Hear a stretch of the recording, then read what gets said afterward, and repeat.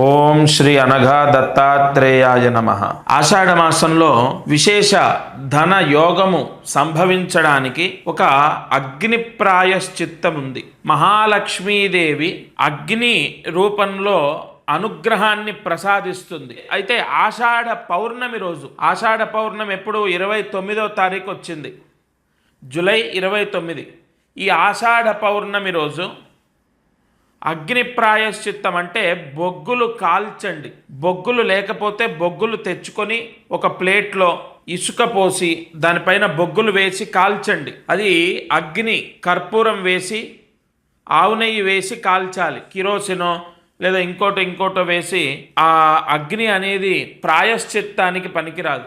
పవిత్రాగ్ని అంటే కర్పూరము ఆవు నెయ్యి వేసి ఆ బొగ్గులని కాల్చండి. ఆ కాల్చినటువంటి బొగ్గులు ఉంటాయి కదా, అవి బాగా వేడిగా ఎర్రగా ఉంటాయి.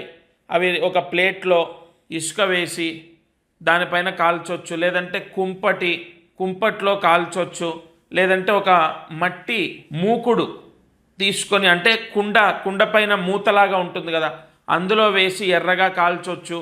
మీ యొక్క అవకాశాన్ని బట్టి కొంతమందికి ప్లేట్లో, అంటే ఏది అవకాశం లేకపోతే ప్లేట్లో ఇసుక పోసి కాల్చండి. ఆ బాగా ఎర్రగా కాగినటువంటి బొగ్గులు, ఆ కాలిన బొగ్గుల పైన నవధాన్యాలు 3 చెంచాల తేనె, అంటే ఒక 50 గ్రాముల తేనె పోసేయాలి. ఫస్ట్ నవధాన్యాలు వేయాలి. విశేష ధన లాభము సంభవించడానికి నవధాన్యాలు ఎన్ని వేయాలి?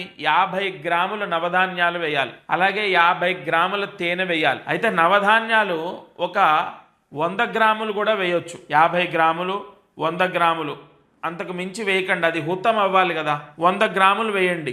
100 గ్రాములు నవధాన్యాలు వేసి ఒక 50 గ్రాముల తేనె వేయండి. అది కూడా ఆషాఢ పౌర్ణమి రోజు తలస్నానం చేసి సూర్యాస్తమయం లోపు ఎవరైతే వాళ్ళు నివసిస్తున్న ఇంట్లో, అది రెంట్ హౌస్ కానీ లేదా సొంత ఇల్లు కానీ, వాళ్ళు నివసిస్తున్న ఇంట్లో ఈ అగ్ని ప్రాయశ్చిత్తము చేయాలి. ఈ అగ్ని ప్రాయశ్చిత్తము చేసేటప్పుడు దక్షిణామూర్తి నామాన్ని పలకాలి. ఓం నమో భగవతే మేధా దక్షిణామూర్తయే నమః.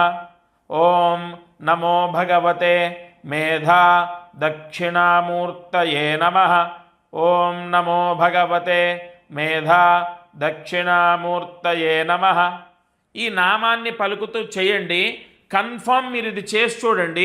మీకు రావాల్సిన డబ్బులు రావటం, ఆర్థిక ఇబ్బందులు పోవటం, ధనయోగం, ధనప్రాప్తి, మీకు ఏదైనా అంటే భగవంతుడు సాక్షాత్తు భగవంతుడు మీకు ప్రత్యక్షమై డబ్బుని ఇవ్వకపోవచ్చు, కానీ ఇతరుల రూపంలో ఒక మార్గాన్ని సూచించి ధనయోగాన్ని మీకు ప్రసాదిస్తాడు.